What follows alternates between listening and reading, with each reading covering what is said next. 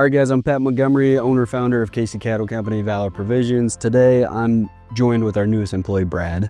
And Brad's got a cool story, probably a common theme you'll start to notice as we do more content with some of our hybrid employees that are not always here in KC with us. Is I love hiring people that have grit, that have stories, that have lived life, because I just think it's incredibly valuable, not only having a good resume, but also knowing who you are as a person. And Brad definitely has that as well, as you saw with Miguel, and you'll see more of these as we do this kind of stuff. So Brad, where'd you grow up?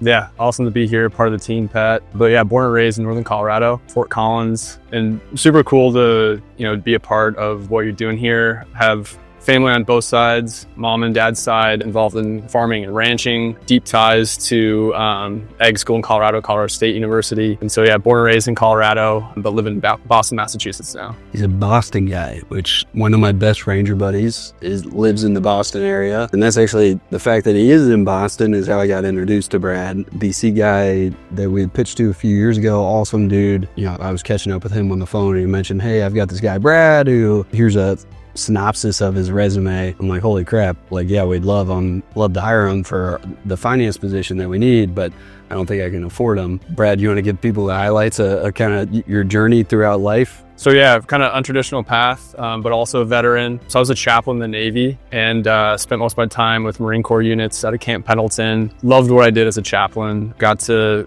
form close relationships and walk alongside Marines and sailors. But yeah, one of the Marine Corps units I was at, loved a lot of the leaders that were there. And I saw this, they had this deep grit, great leaders with people, as well as a strong strategic vision for how to lead and win hearts and minds, and wanted to gain a new toolkit to be able to have influence and lead organizations. And you know what, I think I'm gonna, get out of the military and go get my MBA. So I went to business school and then went into management consulting, which I really liked and loved. Met a lot of great people, learned a new skill set, but I really wanted to get back to mission and be a part of a team that had some more continuity instead of just project-based work for short periods of time. And so that's when I talked to Scott, who you just mentioned there, and he said, hey, I've got this Army Ranger guy that's doing this really cool thing. I started a Wagyu beef cattle company. We started this online marketplace. Really like him, and you guys should talk. And yeah, I think that next week I was on a flight out to KC and we sat down. I saw your operation, and yeah,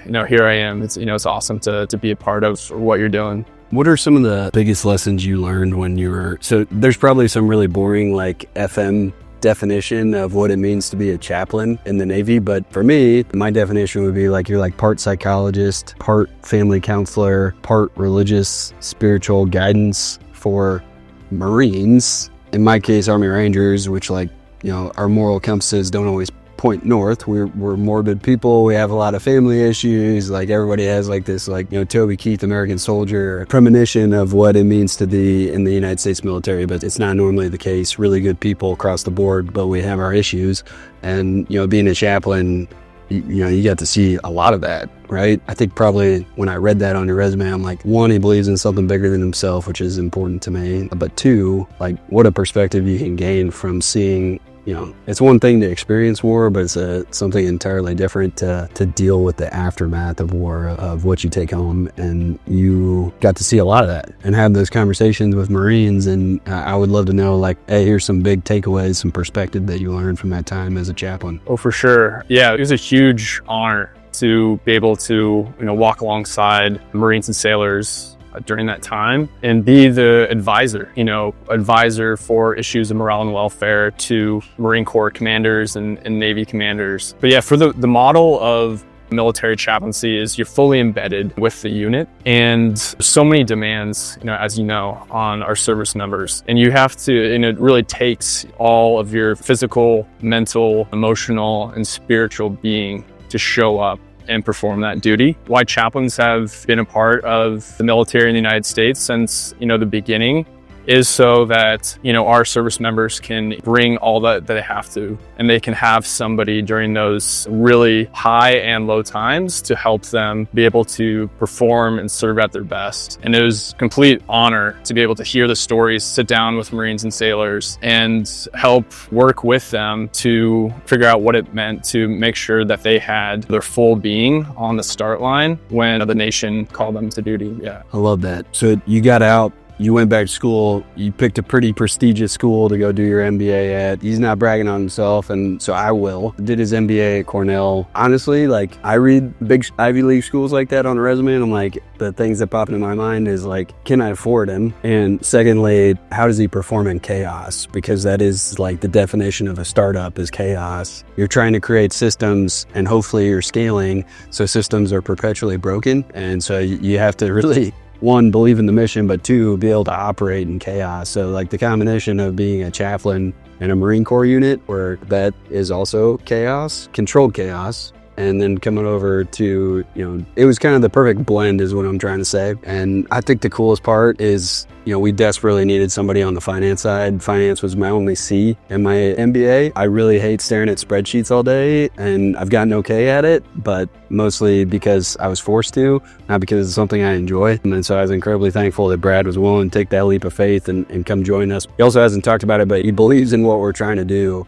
And I like having folks around that it's not just a leap because they see the monetary payoff somewhere down the path, right? It's more so that they see what we're trying to do with our food system. And I don't think it's unique to just our food system. I think our country needs a whole lot more coming together on things we, can agree to disagree on and still be friends, right? Like Brad and I don't agree on probably everything politically, not even close. But we could still have a conversation and break bread together and be friends. And I think that's a whole lot more of what we need. What are you most excited about going into 2026? Yeah, I think this is like a super exciting time for Valor Provisions and KC Cattle. Felt like what you built, like we're primed for a lot of exciting growth. And I think, it was like basically, in Boston, Massachusetts, growing up in Colorado, having been with the military all over, I'm mostly just excited to be able to share what we're doing with more people. And I think the unique part of really what you're doing is you speak farmer rancher and you're be able to bring,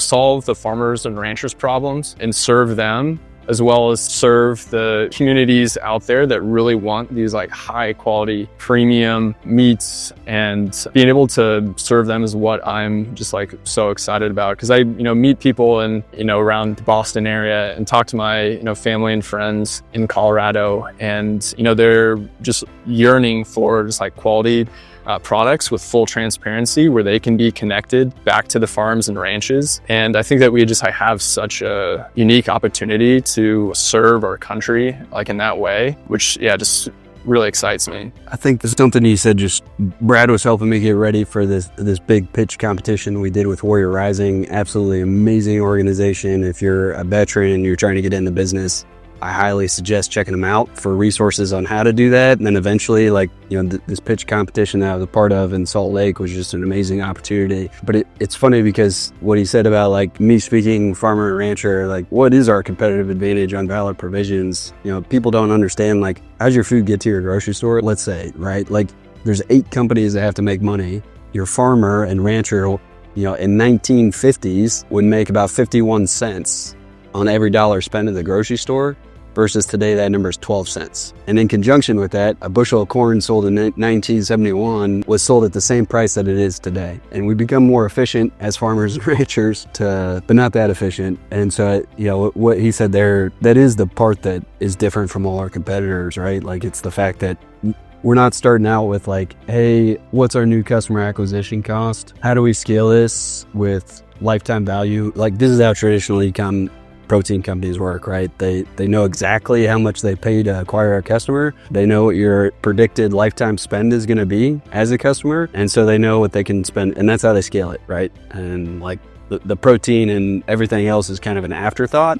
For us, the entire platform and foundation of Valor Provisions was built on the fact of like, here's this huge problem in America, huge, tremendous, that is perpetually getting worse. And how do we solve it? How do we create a system that benefits the farmer rancher, benefits the consumer by providing a way higher quality protein to the end consumer at a price that's competitive with the grocery store. It's really easy to come out of my mouth. It's not so easy to solve, right? But we've made so much headway in a year's time frame, and we put the foundation in place to be able to take this thing to the next level in 2026. So Brad, I can't thank you enough for believing enough in me and the company that we're trying to build, and taking that leap of faith. And for sure. Yeah, and it's fun to be a part of what we're doing and to problem solve and figure out how to make this work. And it's also just I love sharing with people, what I'm doing and what we're doing.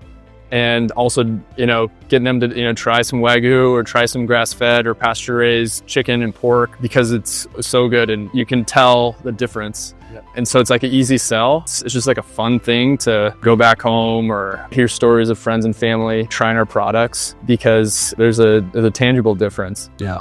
Yeah. Yep, man, I appreciate it. Definitely. Yeah. Thank you. One in Boston. Yeah, totally will do. Got a warm jacket. Thanks for listening, guys. Appreciate it. Thanks.